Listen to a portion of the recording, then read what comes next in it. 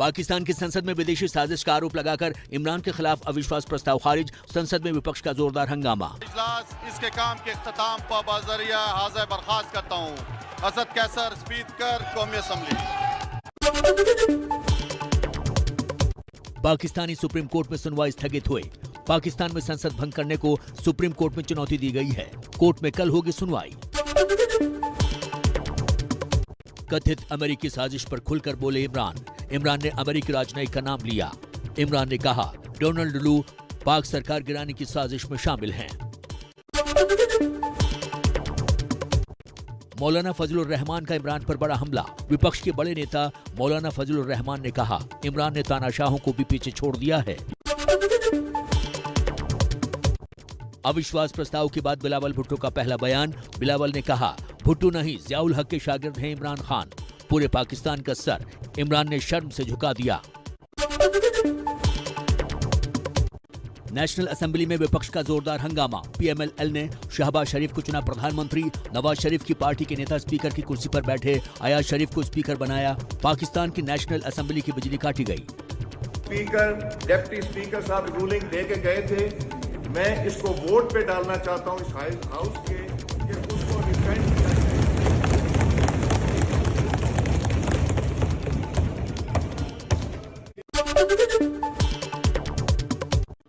इमरान खान की सिफारिश पर राष्ट्रपति ने संसद भंग की। पाकिस्तान में जल्द होंगे चुनाव। 90 दिनों के अंदर चुनाव कराए जाएंगे।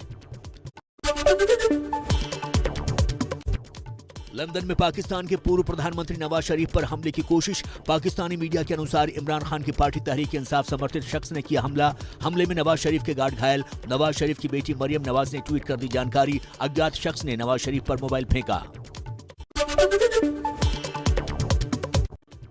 पाकिस्तान में अब 14 दिन के अंदर केयरटेकर सरकार बनेगी। पक्ष विपक्ष मिलकर सरकार तय करेंगे। केयरटेकर सरकार में सेना का दखल होगा।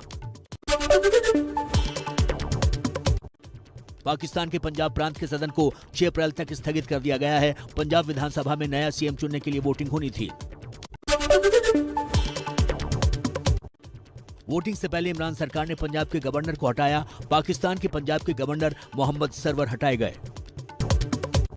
पाकिस्तान में मचे घमासान से सेना का किनारा। सेना ने बयान जारी कर कहा आज की घटना से कोई लेना देना नहीं। नेपाल के पीएम शेर बहादुर देउबा का आज वाराणसी दौरा। यूपी के सीएम योगी ने एयरपोर्ट पर देउबा का स्वागत किया। काशी विश्वनाथ मंदिर में की पूजा। नेपाली मंदिर का शिलान्यास करेंगे।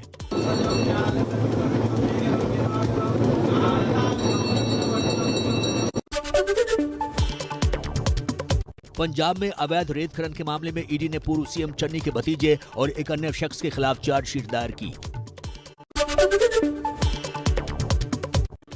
सीएम योगी आदित्यनाथ पहुंचे मिर्जापुर। नवरात्रि में विंध्याचल धाम में मां विंध्यवासिनी की पूजा की। पूर्व मंत्री और एसपी विधायक शहजिल इस्लाम के विवादित बोल। सीएम योगी पर हमला बोलते हुए कहा उनके मुंह से आवाज निकलेगी तो हमारी बंदूकों से गोलियां निकलेंगी। जेडीयू अध्यक्ष ललन सिंह का ट्वीट, लिखा छूट गया जो हाथ से तो पतवार नहीं मिलेगा। नीतीश कुमार के जैसा जानिसार नहीं मिलेगा।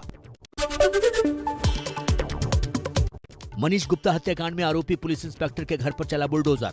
अवैध तरीके से बना आरोपी इंस्पेक्टर जगत नारायण सिंह का 3 मंजिला घर गिराने की कार्रवाई। एक्शन में योगी सरकार। लखनऊ में अवैध संपत्ति पर चला बाबा का बुलडोजर। गुलाबनगर में और जोन 7 में प्रशासन ने कब्जाधारियों से मुक्त कराई संपत्ति। एमपी में भी मामा का बुलडोजर लगातार अवैध कब्जों को तोड़ने में जुटा है। मंडला में जेल में बंद अपराधी इरफान कुरैशी की दुकान पर चला बुलडोजर। कुरैशी के घर के अवैध हिस्से पर भी चलेगा बुलडोजर। आरएसएस प्रमुख मोहन भागवत का बड़ा बयान, कहा घाटी में जल्द लौट सकेंगे कश्मीरी पंडित।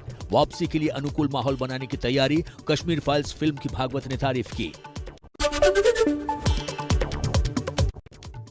भारत के पास साल 2024 तक होगा टीबी के खिलाफ टीका। तीसरे चरण का ट्रायल शुरू।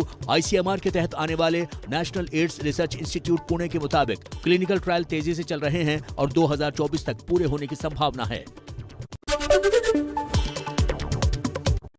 लखनऊ में Yashoda super speciality hospital group के IVF centre chain seeds of innocence की शुरुआत डिप्टी सीएम और स्वास्थ्य मंत्री ब्रजेश पाठक ने उद्घाटन किया। सीड्स ऑफ इनोसेंस देश में 15 से ज्यादा आईवीएफ और फर्टिलिटी सेंटर का संचालन कर रहा है। यहाँ पे जिन लोगों को बच्चे नहीं होते हैं, हर तरीके का काम होगा। आईवीएफ, आईयूआई, मेडिकल ट्रीटमेंट, कोई भी सर्जरी होनी है कि गांठ है, कुछ प्रॉब्लम है, एंडोमेट्रियोसिस है, पीसीओडी है, तो वो सारी प्रॉब्लम्स यहाँ हो सकती हैं। रहना खाना जो भी होता है वो बेस्ड होता है कि कितने प्रॉफिट कर सकते हैं। हम लोग का ऐसा कहीं नहीं है, हम खुद सब डॉक्टर्स हैं फैमिली में, और इसी का कारण है कि हम वो बेस्ट सर्विसेज लखनऊ में लाना चाहते थे। आज फिर बढ़े पेट्रोल डीजल के दाम। दिल्ली में 80 पैसे का इजाफा। पेट्रोल 103 रुपए 41 पैसे तो डीजल 94 रुपए 67 पैसे हुआ महंगा। जोधपुर में भीषण गर्मी से बचने के लिए निकाला अनोखा तरीका। स्कूटी में बैठा लड़का अपने और दोस्तों के ऊपर पानी डालते हुए नजर आ रहा है। गर्मी से बचने का इन लड़कों का वीडियो वायरल। रमजान का पाक महीना आज से शुरू। पीएम मोदी ने मुस्लिम समाज को दी बधाई। बाजारों में फिर से लौटी रौनक। श्रीलंका में कर्फ्यू के बाद सोशल मीडिया पर लगा बैन हटा लिया गया है। 36 घंटे के कर्फ्यू के साथ फेसबुक, ट्विटर और व्हाट्सएप को बैन किया गया था। 15 घंटे के बाद सेवाओं को बहाल किया गया। चीन में बढ़ रहा है कोरोना के ओमिक्रॉन वेरिएंट का खतरा। 12 प्रांतों में अब तक 13,146 मामले सामने आए। 2 साल पहले आई पीक से भी ज्यादा तेजी से बढ़ रही है मरीजों की संख्या। भारत ऑस्ट्रेलिया के बीच बड़ा व्यापारिक समझौता। दोनों देशों के बीच आर्थिक सहयोग और व्यापार को लेकर हुआ करार। कपड़ा, चमड़ा, आभूषण और खेल उत्पाद समेत 95% से ज्यादा भारतीय वस्तुओं पर अब ऑस्ट्रेलियाई बाजार में कोई शुल्क नहीं लगेगा। पीएम मोदी ने कहा, ये रिश्ते मित्रता का स्तंभ हैं। इतने कम समय में ऐसे महत्वपूर्ण एग्रीमेंट पर सहमति बनना यह दिखाता है कि दोनों देशों के बीच कितना आपसी विश्वास। थम नहीं रहा रूस यूक्रेन युद्ध। यूक्रेन पर रूस के हमले जारी। ओडेसा में सिलसिलेवार धमाके। कई रूसी मिसाइलों को यूक्रेन एयर डिफेंस ने मार गिराया। यूपी अंग्रेजी पेपर लीक मामले में बड़ा खुलासा। पेपर लीक का मास्टरमाइंड निकला निर्भय नारायण सिंह। बलिया पुलिस ने आरोपी को हिरासत में लिया। आरोपी निर्भय ने पेपर निकालकर प्रिंट आउट कराया था। 25 से 30 हजार प्रति छात्र के हिसाब से बेची थी सॉल्ड कॉपी। पेपर लीक में अब तक 46 लोगों की गिरफ्तारी। आंध्र प्रदेश के गुंटाकाल में खड़ी बुलेट में लगी अचानक आग। देखते ही देखते बुलेट में हुआ जोरदार धमाका। बुलेट सवार मंदिर में पूजा करने गया था।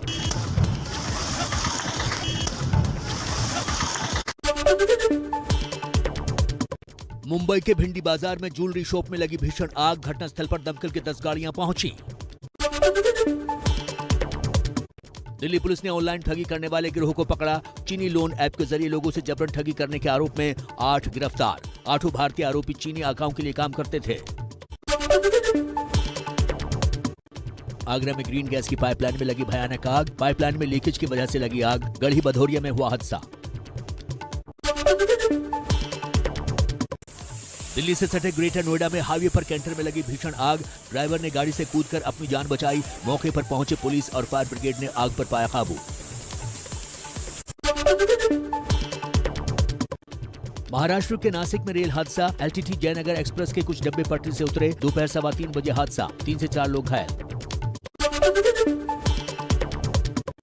पश्चिम बंगाल के बीरभूम के रामपुर हाट में क्रूड बम बरामद किया गया। मौके पर बम निरोधक दस्ते ने बम डिफ्यूज किया।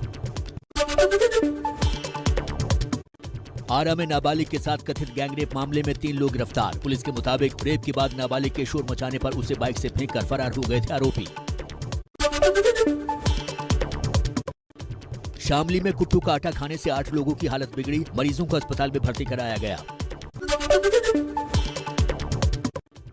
कुट्टू का आटा खाने से हरिद्वार में 17 से ज्यादा बीमार। सभी लोगों को फूड पॉइजनिंग की शिकायत। प्रशासन ने दुकानदारों से पूछताछ शुरू की। कांगड़ी, गाजीवाली और श्यामपुर के रहने वाले हैं सभी मरीज। बड़ोदरा के नंदसेरी इलाके में पुलिसकर्मी ने एक बच्चे की बेरहमी से पिटाई की। बच्चे को पीटने की तस्वीरें सीसीटीवी में कैद। राजस्थान के करौली में हालात काबू में, लेकिन कर्फ्यू जारी। कल पथराव के बाद हालात तनावपूर्ण बने हैं। अब तक 36 लोगों को हिरासत में लिया गया। भारी पुलिस बल तैनात।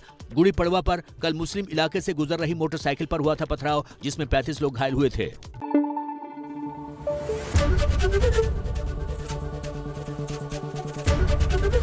एबीपी न्यूज आपको रखे आगे।